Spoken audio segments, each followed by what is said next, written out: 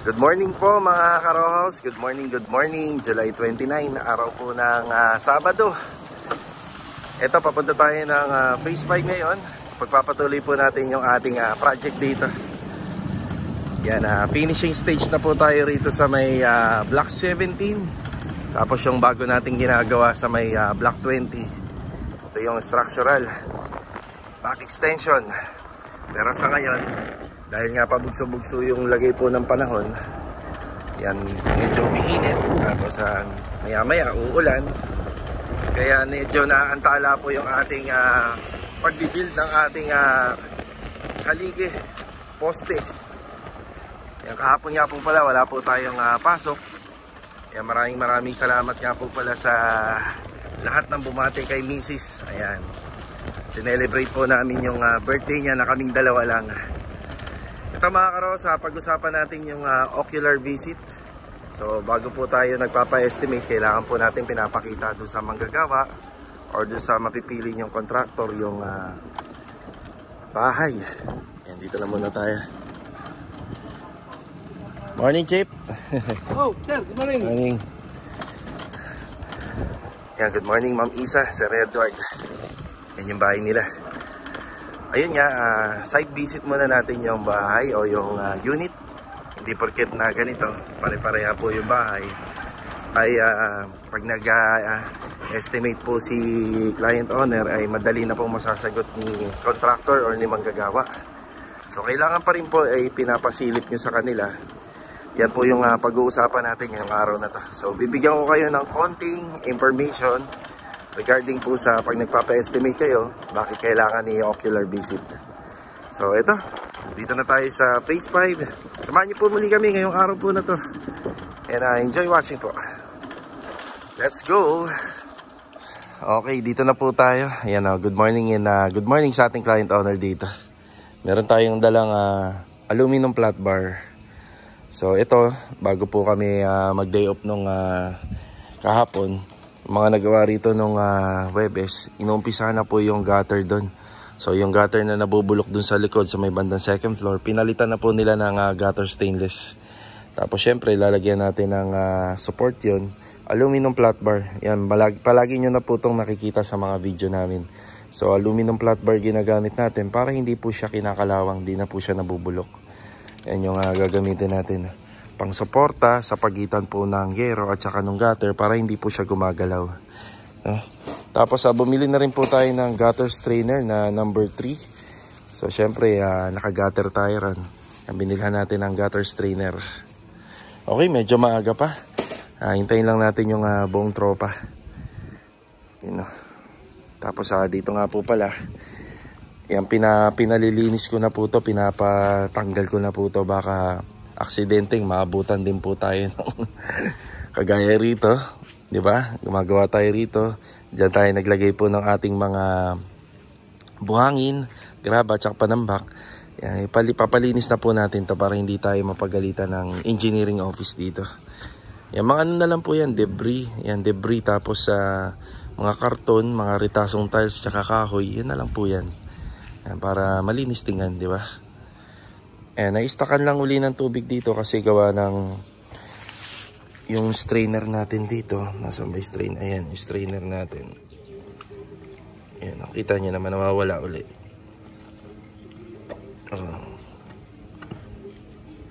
Ayan. Laking tulong ng strainer natin dyan. At least hindi siya napopondahan ng tubig. Sana gumanda-ganda na yung panahon para tuloy-tuloy na to. Hanggang bukas nga pala mga karos, may pasok tayo. Araw ng linggo. Hintayin lang natin yung buong tropa. Dito na po yung mga kasama natin, si JP. Good morning. Good morning, good morning. Materyales para sa likod. Si Master Jojo, good morning. Good morning. Bilo, good morning. Good morning. Si Jamil. Morning, Jamil. Good morning. Si Kuya Dindo. Good morning. Kuya Dindo. Ayan, bali wala nga po pala si Louie. Ayan, si Louie Walker ay may, masama pakiramdam, may trangkaso. Riders pa. Nako, baka may hangover. Pero ano daw Naku, yan, masama pa pakiramdam. Masama pakiramdam ni Louie. Ayan na. So ipagpapatuloy po natin yung ating project dito. So dito ano pa rin, masilya, preparasyon. Kaya may mga gamit tayo dyan, kompleto. Tapos sila dun sa naiwan nilang trabaho dun sa may likod ng Webes. Ayan, yan po muna yung gagawin. Tapos yung project natin dito sa Block 20, yung bago. Excavation. Tapos tinatanggal po dun yung, yung buhos na flooring. Ayan. Tapos meron po tayong doon. Ipapaliwanag din ng konti na may kinalaman din sa ocular visit. Ayan, start na kami dito. Ayan na. Ayan, start na po ulit sila rito. Yan dito naman, umaraw, umulan. Nasa interior part naman tayo. Yan, pwede tayong magtrabaho. Yan, kahit na, kagaya niya, umaambon na naman. Yung mga kasama natin nasa likod. Ay naambon, no? Nasa likod sila. Hirap magtrabaho pag ganyan, lalo na pag bubong or gutter yung ina-assemble. Diba? Ito yung shurak. Shurak para dito sa likod. Yan, okay na to. Tapos dito sa wine rack, parang may konting pagbabago tayo. Kaya abangan na lang natin to kasi si client owner pala, meron siyang 5 pirasong frameless wall mirror na plano na nakalagay dito. Ito kasi dapat nasa bandang gitna, pinaka-accent niya. Ngayon, kakausapin ko muna si client sa konting pagbabago regarding dito. Kasi parang in-expect niya yata na ito ay nakasagad dito sa gilid. So medyo naka-overlap kasi yung gawa natin. Gawa ng itong extension na pader, hanggang dyan lang naman yan, no? Sa gilid. Yung extension na pader na yan. So bakit nga ba nagkaroon ng nosing dito? May nosing tayo rito. Kasi pag gumawa tayo ng extension, hindi natin yan pwedeng ipantay dito. Hindi na 4 meters ang magiging sukat yan. Ang magiging sukat yan, kinain mo na yung space ng kabilang unit. So ito, tingnan natin kung ano yung plano niya rito. Nakapagpasa na naman na kami ngayon. Pasa na ako sa kanya ng video para tingnan natin kung may pagbabago. Madali lang naman baguhin to kasi maliit na portion lang ng tabla to. Pabaguhin lang yung design. Yan, merong frameless wall mirror dito na 5 layer. So, hindi naman maganda kung ganyan nakalagpas siya. So, pwede naman baguhin, di ba? Onting revision, tapos hindi naman matagal gawin, walang kaso doon. No? Diba? Yan, masilya pa rin. Umulan na naman. Actually, ambon pa lang. No? Yan, maambon na naman. No? Balik-balik yan ito. Yan, wala si Louie Walker. Mga gamit. Tsaka ito, baka yung mga retaso natin, tanggalin ko na to. Yan o, baka i-pull out na natin. Para medyo lumuwag-luwag na rito. Ito, magagamit pa lahat to. Skim coat. Yan, magagamit pa lahat yan. Tapos yung grills natin para sa floor strainer dito, na-assemble natin gamit yung angle bar. Baka magkulang po itong ating bakal na stock dito. Ito is 1/8 by 1 1/2. Yan, 1/8 by 1 1/2. Baka bumili pa tayo kahit isa lang. No, isa.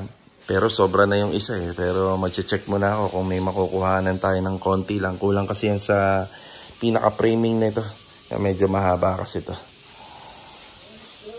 Yan yung mga gagawin nito after nila doon.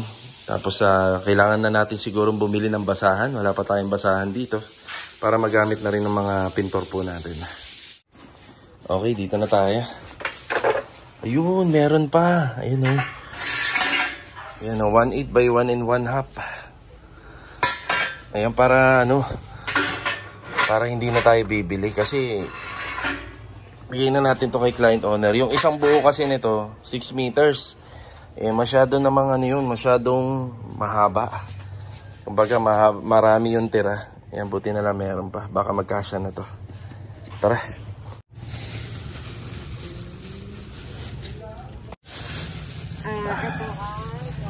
Ito, bali, bumili muna tayo ng 3 bundle ng basahan. Halagang 150 pesos. Ayan na. Ay, good morning! Good morning! Sila Master Batang, oh. Meron. Dapat lang kahapon. Yun nga. Pare, meron nga palang additional doon, yung lagayan ng basin. Yung ginawa din natin doon sa phase 2. Isa pinasukatan ko kay Ryan. Go na daw yan, pre. Go na. Ayan. Yan sila Master Batang yung gagawa po ng mga aluminum workings doon sa ating project sa phase 5. Aba, meron na naman pa itlog, oh. Yun, oh. Yan, maraming salamat, pare. Sige, una na ako, pre, ha. Dadala mo ba yan? Oo, madadala to. Ayun, kita mo yung e-bike ko, ang daming dala, oh. Ba't ba welding? Para isang anuhan na lang ako, isang lakad na lang. Punta ka pa sa side kaya? Oo, punta ako rin. Sige, pre, thank you. Thank you. Tara. Okay, dito na ulit tayo. Yan. Yan, nag-stock na tayo ng ano rito, ng basahan para may magagamit na sila rito. Yan.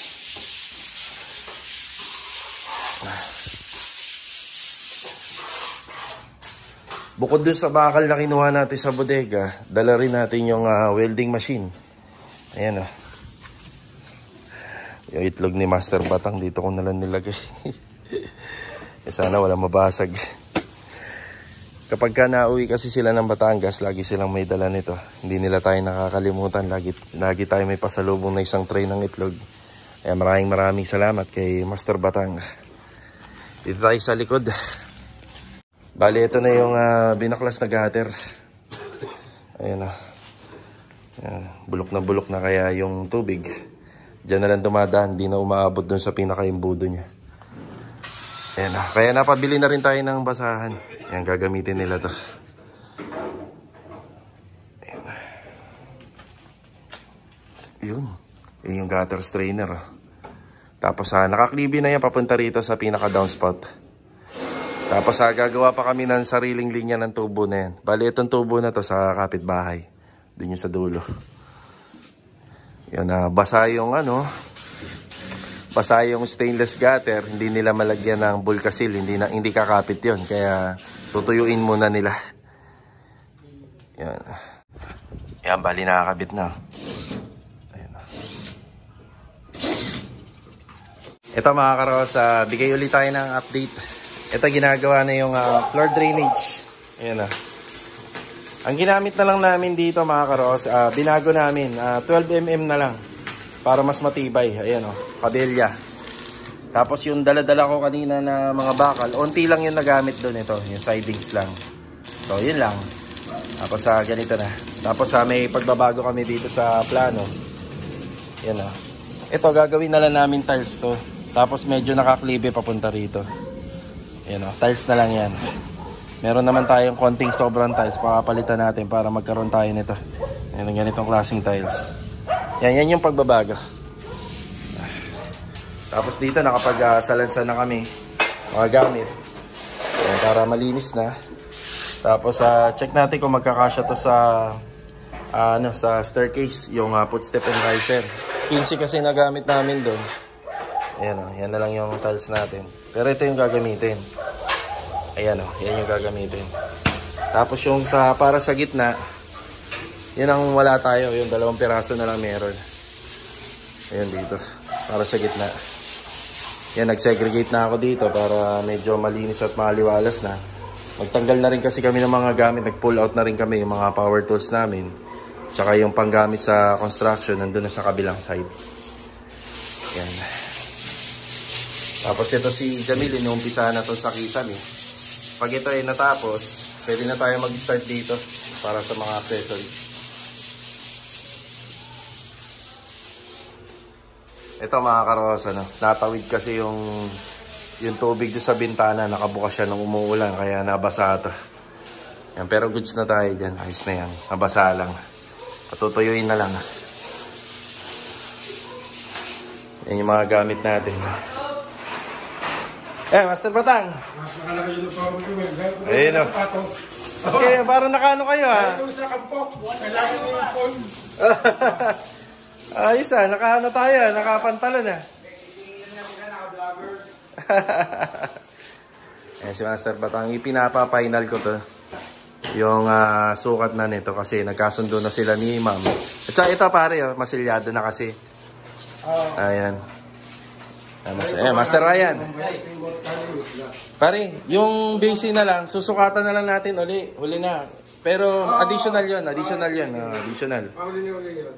Ayan, una, pre-estimate, yung unang ginawa nila rito. Ang tawag din doon, mga karos, ocular visit din nila. Inocular visit nila nung una nagpunta si Master Ryan dito para makapagbigay po ng estimation cost. Yan, di ba? Ayan, bali, okay na sila, client owner natin dito, sila yung gagawa. Yan, shout out. Shout out. Ito yung mga gagawin dito. Screen door. Tapos yung hanging in cabinet natin, top to bottom. Tapos yung sliding door. Toilet and bathroom. At saka yung hanging cabinet doon sa laboratory. Gamit yung basin type. Yan. Yan. Ano na to? Final na. Bali, yan na yung kukunin nila sukat. Oh, yan mga karos. So, mula na naman. Grabe. Ulan. Tapos materialis na skin coat. Yan, meron pa tayo. May semento tayo. May paggagamitan pa niyan. Mga installation dyan. Yan, maggagamitan. Tsaka dun sa taas, may tatapingan pa kami dun. Tapos ito, mga materialis natin na pintura. Tapos meron pa dun. Yan muna yung update. Tapos ito yung ating floor drainage na ginagawa ni Master Jojo tsaka ni Bilog. Yun. Pagdating dito, itatiles na namin to. Diyan banda. Tapos karagdagang pagbabago nga talaga dito mga karos. Yung mahahalata nyo. Nung una para nakalundu yung magkabilang na yan, 1x2. Diyan isasabit yung mga ilaw, yung mga drop light. Ayan o. So ginawa po dyan, wineldingan namin ng tig 1x1 sa dulo. Para maganda na siya tingnan, pulido na tingnan. Ayan o. Matibay na lalo yan, di ba? Sa kabila. Ganun din dito, sa harapan. Kaya mas maganda na siya tingnan ngayon. Straight na. Tapos dito, naglinis na rin kami rito. Ayos na rin. Ayan. Nabot na kayo ng ulan. Tuntok muna. Dalhin mo na yung para mahulma. Sige. Pagka maganda panahon na. Ngayon ba kailangan nyo ngayong araw? O sige, dadaling ka rin. Okay. Sige, kahit maya, dalhin mo na.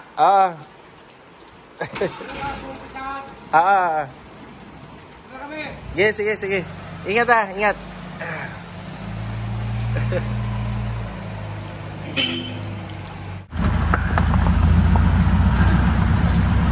Uwi na muna tayo mga karos para mananghalian. Eto, nag-uulan-ulan na naman. Tapos meron nga po pala tayong dalang tiles. Ayan o. Papalitan po natin yan doon sa binilhan natin dito sa may paradahan. Para gagamitin natin doon sa may tiles sa balcony. Yung hagdanan. Yan, mananghalian muna tayo. Tapos after natin kumain, diretso kagad tayo. Tara. Okay, dito tayo sa tile center ngayon. Kakataas na natin mananghalian.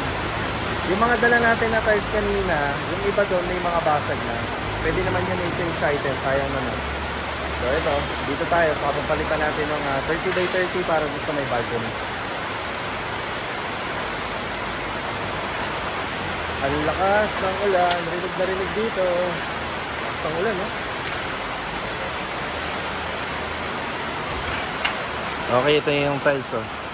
Yung 30x30.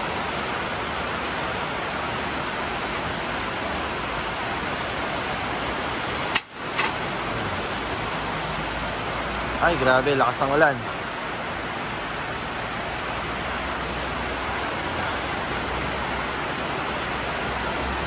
After ko lang dito, magbibigay ako sa inyo ng onting idea pa regarding din sa ocular inspection at saka site visit sa pag-estimate naman ng tiles. Yan. Bali ito mga karos, nandito na tayo sa may bandang phase 5 ng Lumina. So medyo maaga pa, hihintayin natin sila rito. So ito, pag-usapan muna natin yung ocular visit kapag meron nagpapa-estimate ng tiles installation.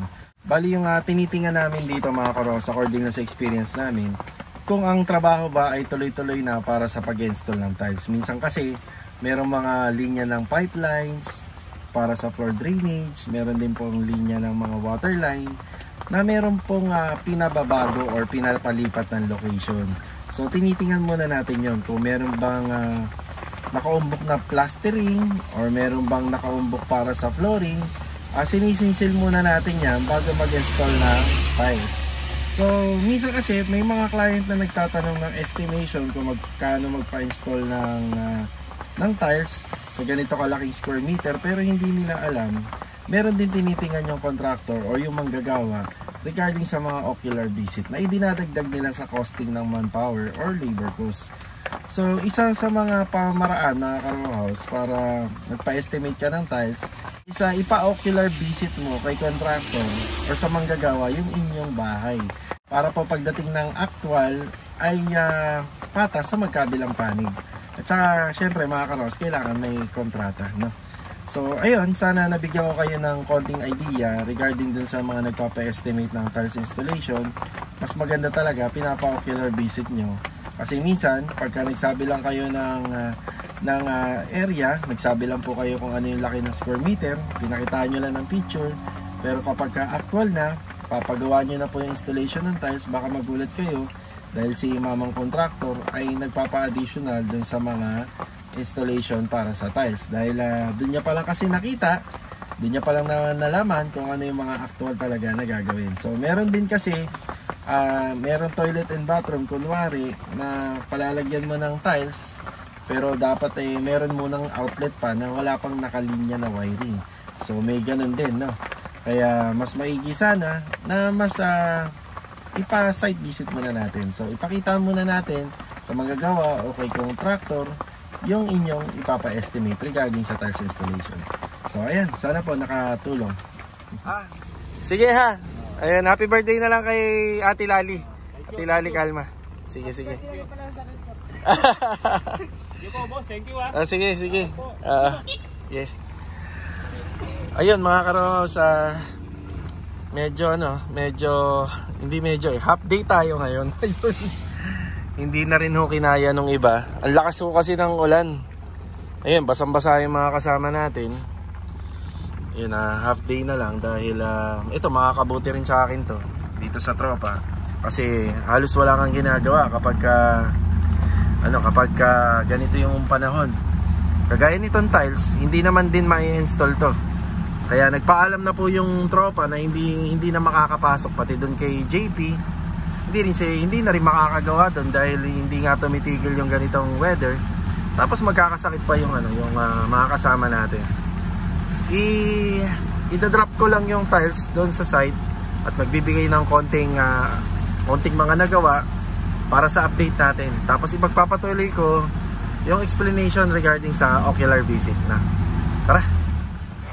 Bali mga karosa, dito na muna tayo sa isang ginagawa natin na Angelic, yung back extension lang. So dito, yung mga nakita namin dito noon for ocular visit is yung mataas yung kanyang natural ground level doon sa may likod.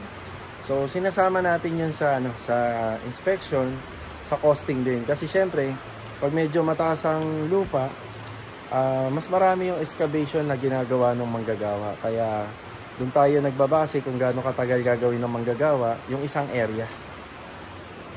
Tapos hindi lang yung mga karo sa sarado na pala, no? Ito. Sarado na kasi. So hindi lang 'yon. May nakita din tayo doon na nakita niyo yung flooring doon sa likod. Medyo ito 'yun, no. Mga tinitibag pa. So akala natin lupa siya, yung pala buhos. Medyo makapal yung buhos nun. Pero hindi natin nakita yun sa ocular inspection nung in-interview yung client dito. Pero okay lang dahil sa tulong naman po ng ating chipping gun, mga power tools, hindi naman po mahirap yung naging trabaho. Dire-diretso lang naman po yung naging trabaho. Yun nga lang, kasabay nga lang din po talaga ng weather na ganito. Tapos, sa ocular inspection or ocular visit, pagka pinapatinggan nyo po yung inyong unit, hindi porket po na ganyan yung unit, pare-pareha na po yung trabaho po dyan. So, meron tayong aalamin kay client owner kung ano po ba yung mga finish outcome na gusto niyang mangyari doon sa house renovation. So, tinitingnan din namin yon, especially yung bubong, kung may tulo, tinitingnan din namin kung yung bubong ba ay may nabubulok na at balang araw after renovation ay bigla pong magkaroon ng tagas. Kasi kapag ka nagpa-renovate ka at maganda na po yung inyong mga kisame tapos namantsahan dahil sa tagas ng ulan, syempre balik trabaho uli, sayang yung materialis. So sinasama namin sa ocular inspection at saka ocular visit yung mga pwede pa nating makita, no, regarding do sa turnover na bahay. So meron kasi nga nagpapa-estimate, sasabihin niya yung unit niya ilang square meter, pero hindi nangangahulugan na kung ano yung binibigay mong sample dun sa contractor or dun sa manggagawa ay mabilis niya may estimate yan. Bibigyan ka niya price range. So yung malapit na cost lang, pero hindi ka pwedeng mag-base doon kasi si contractor at manggagawa ay nagbe-base doon sa finish outcome na talagang ipapagawa mo. So aside pa doon, yung mga linya ng tubo na minsan hindi nakatap doon sa ating culvert line. For example dito, sa ocular visit, hindi naman natin masasabi lahat ng mga unit na turnover dito ay nakatap to. So ito yung mga magiging additional cost kapag nakita po sa under renovation na hindi siya nakatap, hindi siya nakalinya. Isang bagay na mga tinutukoy ko, kunwari yung sa floor drainage dito sa loob, kadalasan, di ba, minsan putol dito. Ito rin, sa septic tank, putol dito, hindi pa nakakonekta papunta ron. Kapag ganun na nangyari, under renovation, na-inspect ni contractor na manggagawa na hindi nga talaga nakaline, ay ini-evaluate po yun at sinasama sa costing between client owner tsaka contractor na lang. Nag-uusap na lang sila. Bali mga karos, sana nabigyan ko po kayo ng konting idea, no, tungkol po doon. Kung hindi ko man po nasabi ang lahat, ayan, sana nakatulong yung konting idea. So, for example, ito, tinitingnan din namin yung location. Okay, isa sa mga ocular visit na tinitingnan namin, yan, location. Yan, maganda yung lupa rito, patag. Kapag nag-excavate tayo, hindi na masyadong mahirap, no? Pag nag-excavation tayo. Tapos, tinitingnan din namin yung transition ng trabaho. For example, ito, madali pa magtrabaho dito dahil medyo maluwag pa. No, yung materialis nga natin, ayun, yung hollow blocks, konting lupa, tapos yung pamorma, nailagay pa natin dun sa may tapat ng unit. Pero kung halimbawa may magkabilang bahay na yan, medyo hindi ganun kaluwag yung trabaho, no?